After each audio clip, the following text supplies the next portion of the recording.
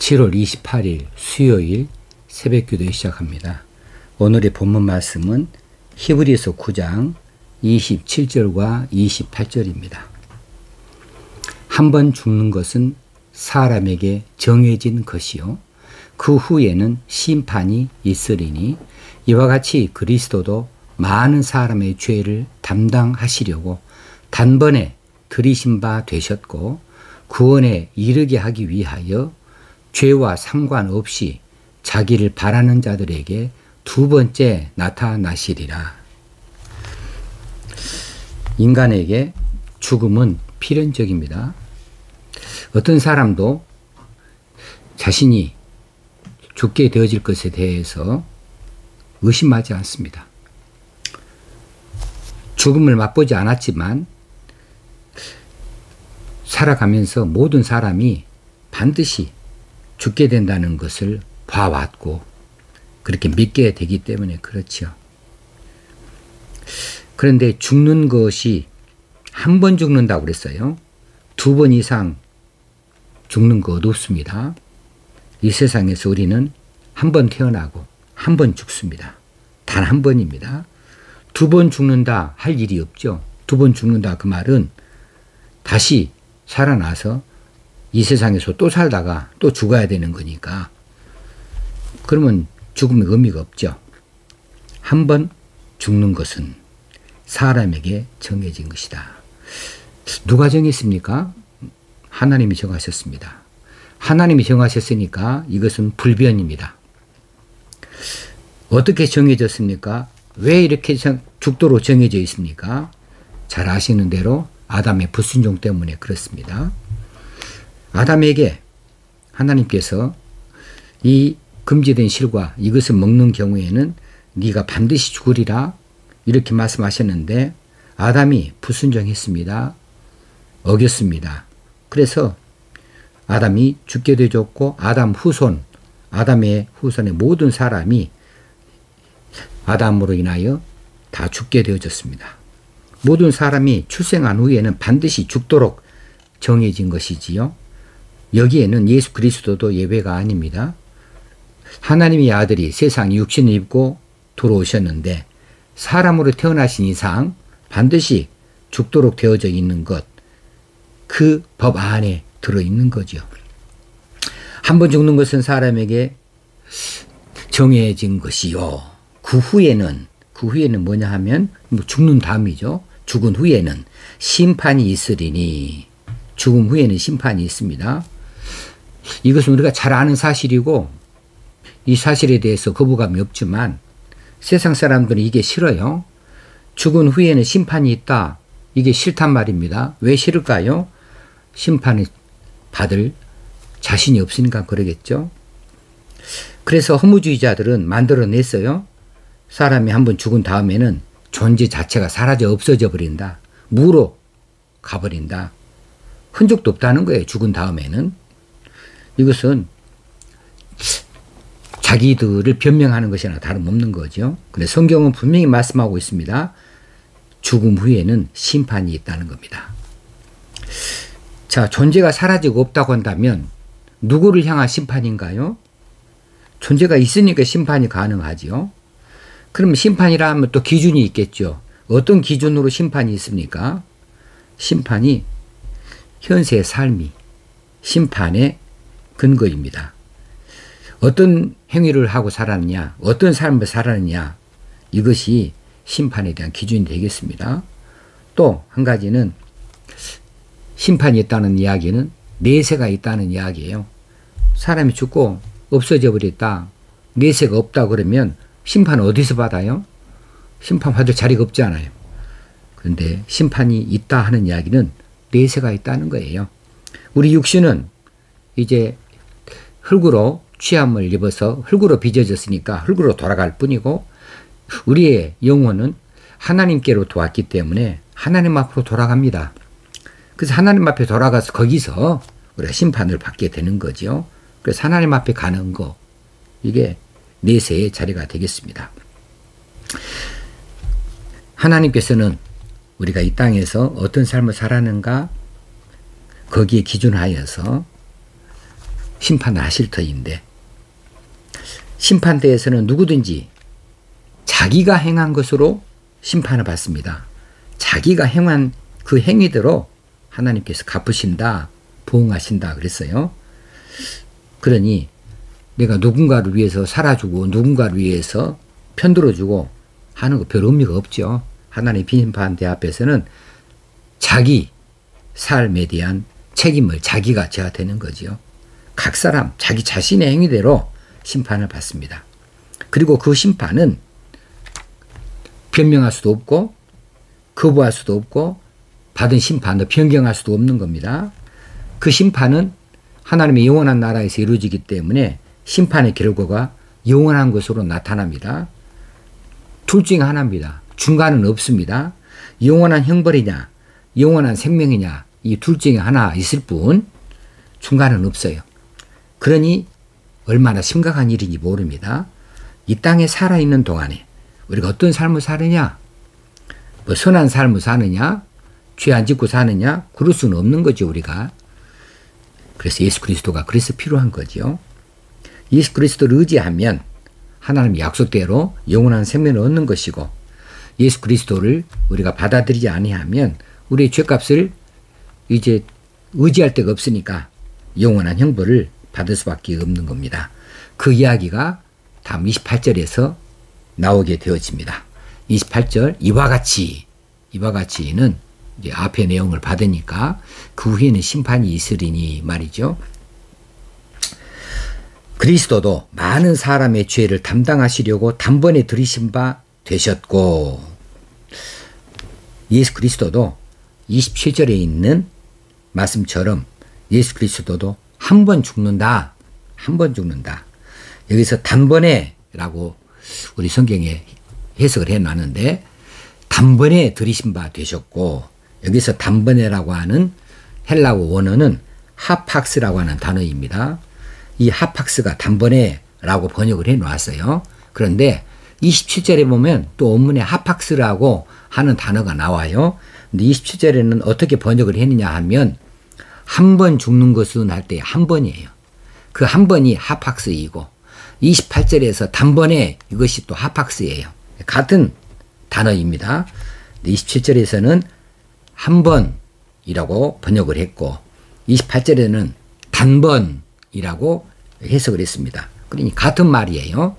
한 번 죽는다는 거예요. 또 한 번 들이신 바 된다는 거예요. 27절과 28절을 그런 의미에서 다시 재해석을 해본다고 한다면 이렇게 해석할 수 있겠습니다. 한 번 죽는 것과 그 후에 심판이 있는 것은 사람에게 정해진 것처럼 그리스도 역시 한 번 들여지셨다라고 해석할 수 있겠어요. 다시 말하면 사람이 한 번 태어나서 한 번 죽는 것이 하나님의 예정되어진 원리인 것처럼 그리스도께서도 인간의 죄를 담당하시려고 한 번 죽는 것 역시 하나님의 예정되어진 원리 안에서 이루어진 것이다 라고 하는 사실이에요. 그런데 사람이 한 번 죽는 것은 자신의 죄 때문에 죽습니다. 그런데 그리스도의 경우에는 하나님의 아들이시니까 죄가 없는 분이셔요. 애초부터. 그러니까 자신의 죄 때문에 죽을 일이 없는 거고, 그럼 왜 죽는 것이냐 하면 많은 사람의 죄를 담당하시려고 중간에 끼어있는 말씀이죠. 그리스도도 많은 사람의 죄를 담당하시려고 한 번 들이신 바 되신다라고 하는 거죠. 그래서 우리 각 사람이 죽는 것과 예수 그리스도가 죽는 그 죽음의 원인이 다르죠. 우리 각 사람은 자신의 죄 때문에 죽게 되어지지만 그리스도는 많은 사람 내 죄를 담당하시려고, 여기서 담당하시려고의 그 원어를 정확히 번역을 하면 짊어지시기 위하여 이런 뜻입니다. 혹시는 치워버리기 위하여 이런 뜻이에요. 담당하시려고, 이게 헬라어로는 에이스톤 NNN케인이라고 하는 그 문장을 써서요. 에이스토 NNN케인, 이 말에 여기에서 NNN케인이 담당이라고 하는 뜻을 우리 번역이 되어졌는데, 이 NNK의 원형이 뭐냐 하면 아나페로라고 하는 거예요. 아나페로라고 하는 말은 들어 올리다 이런 뜻입니다. 짊어지다 이런 뜻이에요. 그러니까 에이스토 아네닌케인 이 말은 담당하시려고 이렇게 우리 성경에 번역을 해 놨지만, 이제 원어적으로 그 어떤 뉘앙스를 갖느냐, 어떤 의미를 갖느냐 하면 우리 많은 사람의 죄를 담당하시려고 많은 사람의 죄를 짊어지시기 위하여, 많은 사람의 죄를 치워버리기 위하여 단번에 들이신 바 되셨다. 이 단번이라는 거 아까 한 번이라고 하는 뜻으로 우리가 이미 해석을 했습니다. 한 번. 그래서 그리스도께서 한 번 들이신 바 된 것은 자신의 죄 때문이 아니라 많은 사람의 죄를 담당하시기 위하여, 짊어지시기 위하여, 치워버리기 위하여 그렇게 한 번 들이신 바 되셨다는 사실을 말해 줍니다. 그리고 그 다음에 들이신 바 되셨고 구원에 이르게 하기 위하여, 누가 구원에 이르게 하는 겁니까? 많은 사람을 받고 있죠. 많은 사람의 죄를 담당하시려고 많은 사람을 구원에 이르게 하기 위하여, 그런 뜻이 되겠습니다. 구원에 이르게 하기 위하여. 그리고 이제 그 뒤에 연결되어지는 것은 두 번째 나타나시리라. 두 번째, 많은 사람의 죄를 담당하시려고 단번에 들이신 바, 한 번 들이신 바 되셨고, 그들을 구원에 이르게 하기 위하여 죄와 상관이 없이 자기를 바라는 자들에게 두 번째 나타나시리라. 자, 두 번째 나타나시는 것, 이거 있다는 사실이에요. 두 번째는 언제겠습니까? 이게 종말이죠. 재림하실 때를 이야기하고 있습니다. 자, 첫 번째 그분이 나타나신 것은 죄를 짊어지시려고, 그래서 죽으시려고 나타나신 것이지만, 두 번째 나타나신 것은 자기를 바라는 자들에게 구원에 이르게 하기 위하여 나타나신다는 사실입니다. 그러니까는 첫 번째 오실 때는 구세주로, 구원의 주님으로 오시지만은 두 번째 오실 때는 다르다는 거죠. 다른 거예요. 그때 심판주로 오시는 겁니다. 근데 그 중간에 좀 우리 성경으로는 애매한 그런 그 문법적으로 애매한 자리에 들어있는 것이 있어요. 뭐냐 하면 죄와 상관없이입니다. 이 죄와 상관없이가 어디에 연결되는가가 중요한 거죠. 죄와 상관없이 자기를 바라는 자들에게 이렇게 볼 수도 있겠고, 죄와 상관없이 두 번째 나타나시리라, 이렇게 어느 쪽에 해석을 할 수 있을까? 이게 조금 애매하게 되어져 있는데, 근데 원문에 보면은 분명하게 드러나게 되어집니다. 즉 죄와 상관없이, 이 말은 코리스 하마르티아스, 이 코리스 하마르티아스란 말은 하마르티아가 이제 죄라고 하는 거거든요. 이 죄와 상관없이 코리스 이게 되지니까 죄와 상관없이 나타나리라 할 때에 나타나리라는 옵데세타이라고 쓰여져 있어요. 이건 동사예요. 나타난다 라고 하는 말이 어떻게 연결되는가 하면은, 죄와 상관없이 이 말이 나타나시리라 앞에 연결되어져 있다는 거예요. 두 번째 나타나시리라 할 때에 나타나시리라 옵데세타이, 여기에 앞에가 코리스 하마르티아스가 연결되어져 있어요. 그러니까 죄와 상관없이 나타나시리라, 이렇게 해석이 되어줄 수 있겠죠. 분명해지는 거죠. 자, 그래서 이 그리스도가 두 번째 나타나실 때에는 죄와 상관없이 나타나신다라고 하는 뜻이 되어지겠습니다.